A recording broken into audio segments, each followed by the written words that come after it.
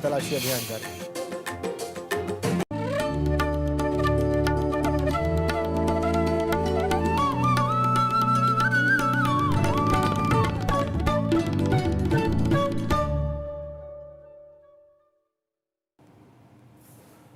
नमस्कार, स्वागत आप सभी का गंगा प्राइम में और आपके साथ मैं हूं राजेंद्र देव।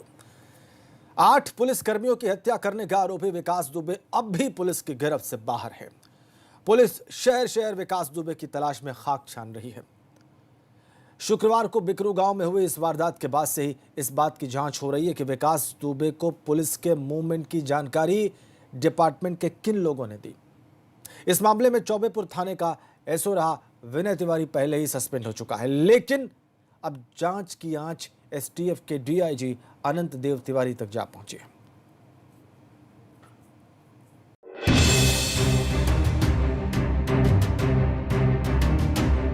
उत्तर प्रदेश पुलिस के 8 जाबाज पुलिस कर्मियों की जान लेने वाला विकास दुबे 5 दिन गुजर जाने के बाद भी फरार है, लेकिन हर गुजरते दिन के साथ इस दुर्दांत अपराधी के राजनीतिक और प्रशासनिक कनेक्शन को लेकर खुलासे सामने आते जा रहे हैं। पुलिस कार्रवाई में एक अपराधी के हाथों पुलिस वालों की हत्या के इस मामले में शुरू से ही खाकी भी शक के घेरे में है, जिसमें चौबेपुर के निलंबित एसएचओ विनय तिवारी के बाद नया नाम जुड़ा है कानपुर के एसएसपी रहे अनंत देव तिवारी का।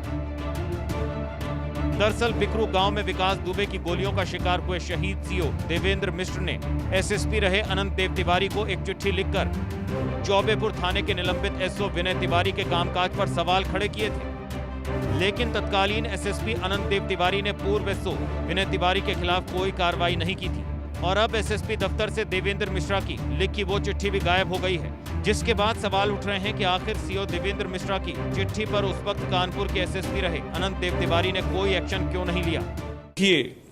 अब इसमें ज्यादा कुछ गोपनीय रह नहीं गया है। बिना संरक्षण के कोई व्यक्ति इतना बड़े कृत्य को अंजाम दे करके और उसके बाद में बच निकले और उसके बाद भी पकड़ में ना आए, तो ये तो फिर ऐसा है कि सांप के निकल जाने के बाद लकीर पीटने जैसा काम है। लेकिन संरक्षण तो है, एक तरफ विभाग से उपेक्षा, दूसरी तरफ अपराधियों से चुनौती और तीसरी तरफ खुद अपने ही कर्मचारियों से चुनौती। ऐसी स्थिति में कोई अधिकारी कैसे काम कर सकता है। यूपी एसटीएफ के डीआईजी पद पर तैनात अनंत देव तिवारी की गिनती उत्तर प्रदेश के तेज तर्रार अफसरों में होती है। 14 साल पहले 2006 में प्रमोटी आईपीएस बनने से पहले अनंत देव तिवारी लखनऊ में ट्रांस गोमती के एसपी के अलावा फैजाबाद, मुजफ्फरनगर, मेरठ, प्रतापगढ़, गोरखपुर और कानपुर में एसपी और एसएसपी के पद पर तैनात रह चुके हैं।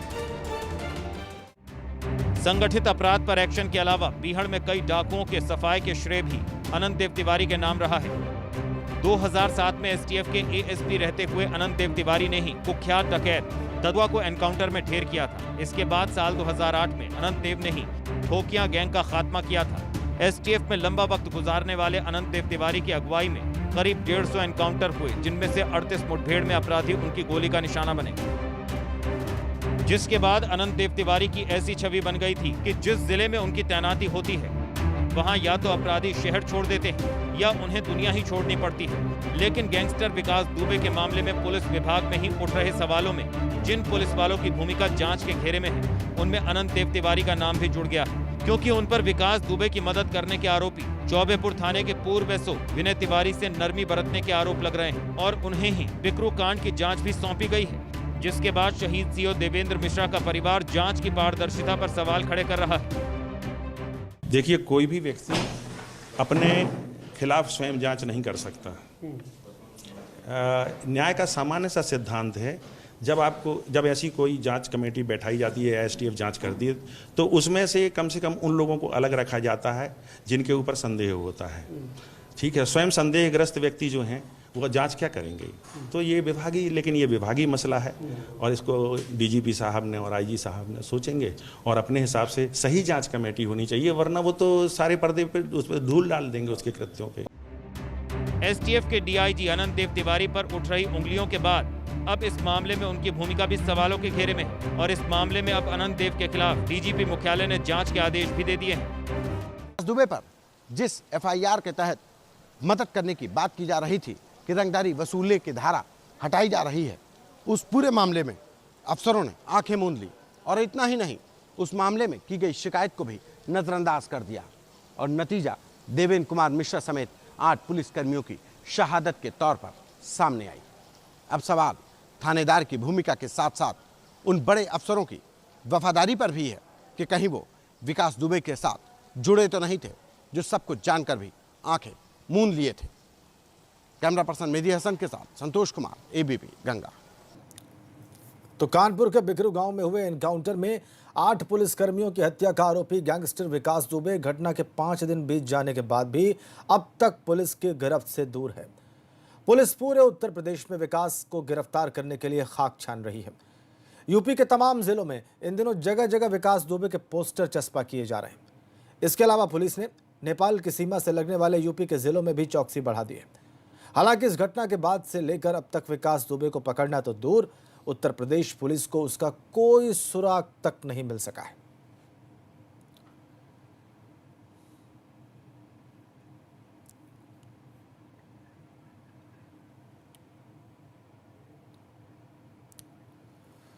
और शुक्रवार को कानपुर में हुए एनकाउंटर के बाद से फरार विकास दुबे की तलाश में यूपी पुलिस ने पूरे प्रदेश में विकास दुबे की धरपकड़ के लिए पोस्टर चस्पा किए हैं। लेकिन इस कार्रवाई में भी पुलिस की खामियां सामने आ रही हैं। एनकाउंटर के बाद पुलिस ने विकास दुबे के खिलाफ 1 लाख रुपए का इनाम घोषित किया था, जिसे बढ़ाकर अब 2.5 लाख रुपए कर दिया गया है। लेकिन अब भी कई जिलों में विकास दुबे के वो पोस्टर लगे हैं जिनमें उस पर 1 लाख रुपए का इनाम घोषित है। इतना ही नहीं, विकास दुबे की गिरफ्तारी के लिए नेपाल की सीमा से लगने वाले जिलों में पोस्टर लगाए गए हैं, लेकिन वहां पर सिर्फ खाना पूर्ति के नाम पर चेक नाकों पर विकास दुबे के ब्लैक एंड व्हाइट और बिना किसी जानकारी वाली तस्वीरें लगा दी गई हैं। देखिए आप।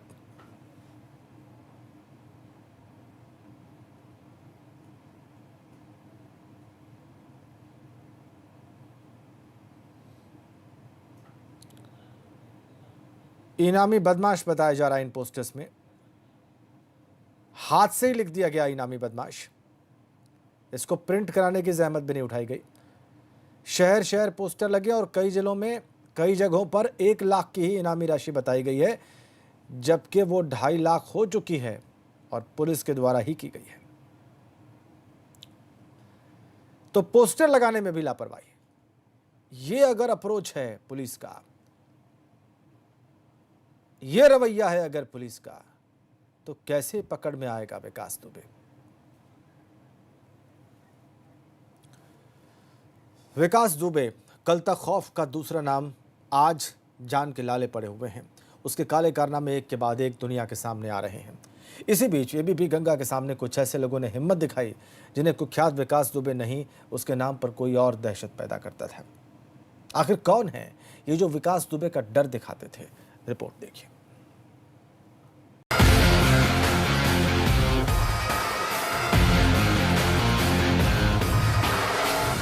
उत्तर प्रदेश का most wanted criminal, history sheeter, gangster, 8 police वालों का कातिल विकास दुबे। शहर से लेकर गांव की गलियों और नेपाल सीमा तक जगह जगह ये कुख्यात विकास दुबे अब 2.5 लाख इनाम वाले पोस्टरों में टंगा हुआ है। और इस वक्त पुलिस का एक ही मकसद कि कातिल किसी भी सूरत में खाकी की गिरफ्त से बचकर निकलने ना पाए। इस बीच गैंगस्टर विकास दुबे की जुर्म से जुड़ी तमाम वीडियो दुनिया के सामने आ रही हैं। अब जरा इस वीडियो को ही देख लें, सुन लें, सब कुछ समझ में आ जाएगा। ये वीडियो कातिल विकास की क्रूरता की कहानी बयां कर रहा है। बताया जा रहा है कि इस साल 2019 का वीडियो है। मौसम गर्मी का है। क्रिमिनल विकास दुबे अपने ही गांव में लोगों को डरा धमका रहा है। लेकिन मौजूदा वक्त में कातिल विकास दुबे की तलाश में पुलिस तमाम जगहों पर सघन तलाशी, दबिश और कई जगह एनकाउंटर की कार्रवाई भी कर रही है, जिससे कुछ ऐसे लोगों को भी हिम्मत मिली है जिन्हें अपराधी विकास दुबे ने सीधे तौर पर तो नहीं, लेकिन उसका नाम लेकर उसके कुछ रिश्तेदार जरूर दहशत पैदा करते थे, डराते धमकाते थे। उत्तर प्रदेश का सबसे बड़ा मोस्ट वांटेड बना विकास दुबे अभी पुलिस की गिरफ्त से दूर है। लेकिन अगर विकास दुबे की बात की जाए तो जो पुलिस है वो उसकी बहुत ज़्यादा हितैषी रही है। यही वजह है कि क्षेत्र में विकास के जो रिश्तेदार हैं वो दबंगई करते थे, गुंडई करते थे, लेकिन किसी तरह की कोई कार्रवाई नहीं होती थी। लेकिन अचानक हालात बदले तो उन जैसे लोगों को भी हौसला मिला है जो विकास दुबे के कुछ रिश्तेदारों के कारण कल तक खौफ में थे। एबीपी गंगा की टीम को ऐसे ही कुछ पीड़ित मिले हैं जिन्होंने बेखौफ होकर अपनी पीड़ा बताई। इन्हीं में से एक है प्रवेश दुबे। युवा है, शायद इसीलिए किसी भी तरह के दबाव के सामने झुकने की बजाय उसका सामना करना इन्हें सही लगता है।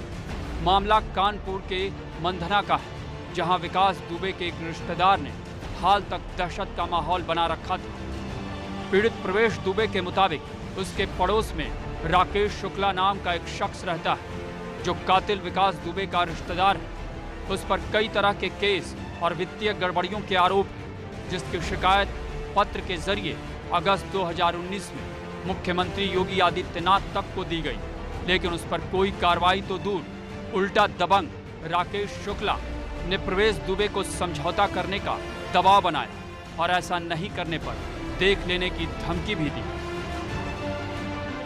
हमारे साथ कुछ पीड़ित मौजूद हैं जो काफ़ी परेशान थे और इतना परेशान थे कि जब उन्होंने पुलिस से शिकायत की और उनकी सुनवाई नहीं हुई और उसके बाद उन्होंने सीएम को भी खत लिखा, लेकिन उसके बाद भी सुनवाई नहीं हुई। आपका नाम क्या है, आपसे जानना चाहते हैं? हमारा नाम प्रवेश दुबे है। क्या समस्या थी और किस तरह से आपको विकास धमकाता था? क्या आपने पुलिस से मदद ली कभी? किस तरह की क्या हुई? विकास दुबे के रिश्तेदार हैं, हमारे बगल में अरुण शुक्ला जी का निवास बना रखा है उन्होंने, उसमें उनका डिफ़ॉल्टर भाई राकेश शुक्ला रहता है। और अरुण हमारे ऊपर दबाव बनाते थे कि देखिए मेरा समधी है, यानी कि उनकी बेटी उनके भांजे को ब्याही हुई थी और उनका ये कहना था कि यदि अगर आप समझौता नहीं करेंगे तो आपको जान से मरवा दिया जाएगा। कातिल विकास दुबे के रिश्तेदार की दबंगई के शिकार प्रवेश आगे जो आरोप लगाते हैं वो खाकी की कार्यप्रणाली पर भी बड़ा सवाल है। तो उनके द्वारा ये बताया गया कि ठीक है आप जाइए, आपकी जानकारी हमने ले ली है, बाकी हम जांच करते हैं, बताएंगे। जांच क्या की, कभी आए नहीं, क्या जांच हुई ये भी मुझे नहीं मालूम। और मैंने प्रशासन से ये भी कहा कि चूंकि मैं इस विषय को बार बार उठा रहा हूँ कि ये विकास दुबे के रिश्तेदार हैं, आपराधिक पृष्ठभूमि है, किंतु प्रशासन द्वारा मुझे जो है ये भी नहीं सोचा गया कि अगर हत्या इनकी हो जाएगी तो क्या किया जाएगा। आज ये पुलिस का मामला जब उत्पन्न हुआ है, जब आठ पुलिसकर्मी शहीद हुए हैं, तो आज प्रशासन और आज पुलिस एक्टिव दिख रही है। क्या यही सामान्य एक नागरिक के लिए क्या पुलिस की ये भूमिका हमेशा रहती है? ये एक बहुत बड़ा प्रश्न चिन्ह है। मैं माननीय मुख्यमंत्री जी से ये कहना चाहूँगा कि जिस तरह के जो अपराधियों को संरक्षण देने वाले पुलिस अधिकारी जो हमारे जिले के अंदर तैनात हैं, उन पर बहुत ठोस कार्रवाई की जाए। हालांकि ऐसा नहीं कि कुख्यात विकास दुबे के सभी रिश्तेदार उसके नाम का दुरुपयोग करते रहे। कुछ रिश्तेदार तो ऐसे भी हैं जो खुद हिस्ट्री शीटर विकास से परेशान और पीड़ित हैं। इन्हीं में से एक कातिल विकास दुबे की बहन और बहनोई। उनका कहना है कि विकास को कठोर से कठोर सजा दी जाए। परेशानी यही करता था कि वो प्लाट का था कि ये न करो वो न करो, सब पैसे रुपए के ये कर दूंगा, मार दूंगा, जान से बच्चों को धमकी देता था, सबको यही कहता था, हमारे पति को गालियां गलौज करता था। हम तो भाई है जरूर है, लेकिन अब इस पर तो उनको दंड दे दिया जाए, कठिन से कठिन। कहते हैं समय बदलता है तो बहुत कुछ अपने आप बदलने लगता है। कल तक दिन दहाड़े लोगों को डराने धमकाने, अवैध वसूली से लेकर कत्ल करने वाला कातिल विकास दुबे आज पुलिस से अपनी जान बचाने के लिए मारा फिर रहा है। ऐसे में उसके नाम पर दहशत फैलाने वाले उसके कुछ रिश्तेदार आज खुद दहशत में हैं, जिसका नतीजा है कि कल तक इनसे पीड़ित आज इनके खिलाफ आवाज बुलंद कर रहे हैं। कानपुर से प्रभात अवस्थी के साथ ब्यूरो रिपोर्ट, एबीपी गंगा। अगर अनंत देव तिवारी सवालों के घेरे में हैं, तो चौबेपुर के निलंबित थानेदार विनय तिवारी पर गंभीर आरोप है कि आखिर उन्होंने कातिल विकास दुबे को बचाने के लिए खाकी को क्यों दागदार किया। रिपोर्ट देखिए।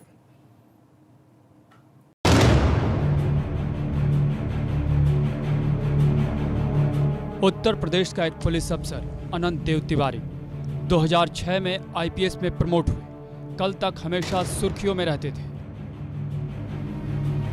लेकिन आज वो विवादों में घिरे हैं।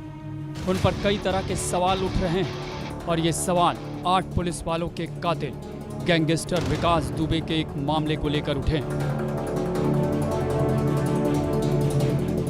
और इस सवाल की जड़ में है एक विवादित पुलिस अधिकारी चौबेपुर का निलंबित थानाध्यक्ष विनय तिवारी, जिसने खाकी पहनकर उसकी खाई कसम को मिट्टी में मिलाने का काम किया है। अगर उसने खाकी से गद्दारी नहीं की होती तो आज मोस्ट वांटेड कातिल विकास दुबे या तो इस दुनिया में नहीं होता या फिर सलाखों के पीछे होता।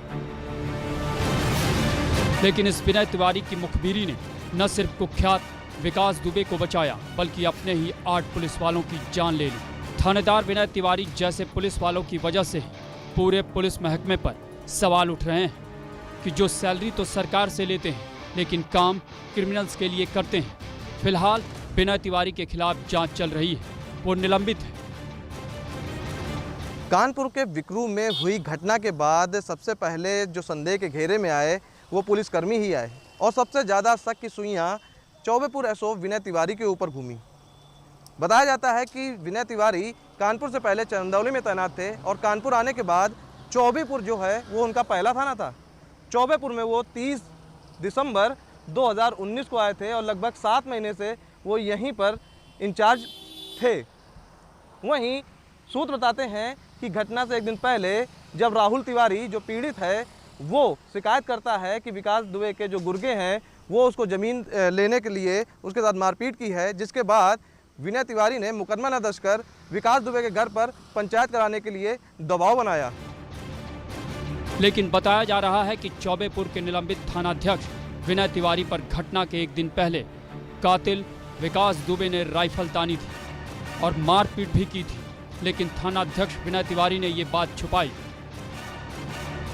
यही नहीं, बताया जा रहा है कि विकास दुबे के घर पर पंचायत के दौरान विकास दुबे ने पुलिस के सामने ही राहुल तिवारी को पीटा था और जबरन समझौता भी करवाया था, जिसके बाद आला अधिकारियों को इसकी जानकारी दी गई, तब जाकर मुकदमा दर्ज हुआ और दबिश के दौरान इतना बड़ा घटनाक्रम सामने आ गया।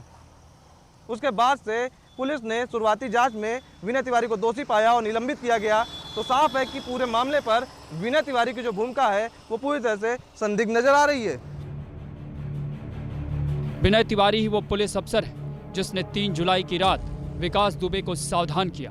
दरअसल कानपुर हत्याकांड में शहीद सीओ देवेंद्र मिश्र ने तत्कालीन एसएसपी रहे अनंत देव तिवारी को एक पत्र लिखकर तत्कालीन चौबेपुर के थानाध्यक्ष विनय तिवारी के खिलाफ शिकायत की थी। तब बिल्हौर सीओ देवेंद्र मिश्र ने एसएसपी अनंत देव को बताया था कि विनय तिवारी का हिस्ट्री शीटर विकास दुबे के पास आना जाना है और थाना प्रभारी चौबेपुर विनय तिवारी गैंगस्टर विकास दुबे की ढाल बने हुए हैं। तिवारी विकास दुबे के बचाव में कुछ भी करने को तैयार है। साथ ही सीओ देवेंद्र मिश्र ने यह भी जानकारी दी कि 13 मार्च को थाना चौबेपुर में अभियुक्त विकास दुबे और अन्य के खिलाफ आईपीसी की धारा 386, 147, 148, 323, 504, 506, लेकिन विवेचक अजहर इशरत ने आईपीसी की धारा 386 को हटा दिया। देवेंद्र मिश्र ने जब पूछताछ की तो विवेचक ने बताया कि थानाध्यक्ष विनय तिवारी के कहने पर उन्होंने ऐसा किया है। सीओ देवेंद्र मिश्र ने मार्च 2020 को ये पत्र लिखा था, लेकिन सीओ की रिपोर्ट पर तत्कालीन एसएसपी अनंत देव ने कार्रवाई नहीं की। ऐसे में सवाल तत्कालीन एसएसपी अनंत देव पर भी उठे। शहीद सीओ देवेंद्र मिश्र के पत्र की जांच के सिलसिले में आईजी लखनऊ रेंज लक्ष्मी सिंह ने सीओ बिल्हौर ऑफिस जाकर जांच की और चौबेपुर थाने भी गई। लेकिन यहाँ सबसे बड़ा सवाल यही कि आखिर ऐसी क्या मजबूरी थी कि चौबेपुर के निलंबित थानाध्यक्ष विनय तिवारी ने कुख्यात गैंगस्टर विकास दुबे को बचाया। और ऐसी ही क्या मजबूरी थी कि तत्कालीन एसएसपी अनंत देव तिवारी ने शिकायत के बावजूद विनय तिवारी पर कोई कार्रवाई नहीं की।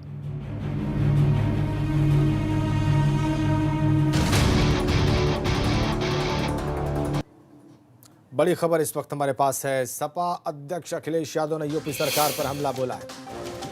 सरकार ने हर मामले में यूपी को नंबर 1 बना दिया, ये तंज किया उन्होंने। सत्ता संरक्षित अपराधों में यूपी नंबर 1, बेरोजगारी और कोरोना की धीमी जांच में नंबर 1, खराब शिक्षा और अन्याय में यूपी नंबर 1। ये कहकर लिखकर हमला बोला है अखिलेश यादव ने वर्तमान यूपी सरकार पर। किसानों की बदहाली, बीमार स्वास्थ्य सेवाओं में नंबर 1, खराब शिक्षा और अन्याय में भी यूपी नंबर 1। तीखा हमला अखिलेश यादव का उत्तर प्रदेश सरकार पर। हम लोग एक छोटे से ब्रेक के लिए जल्द हाजिर होते हैं।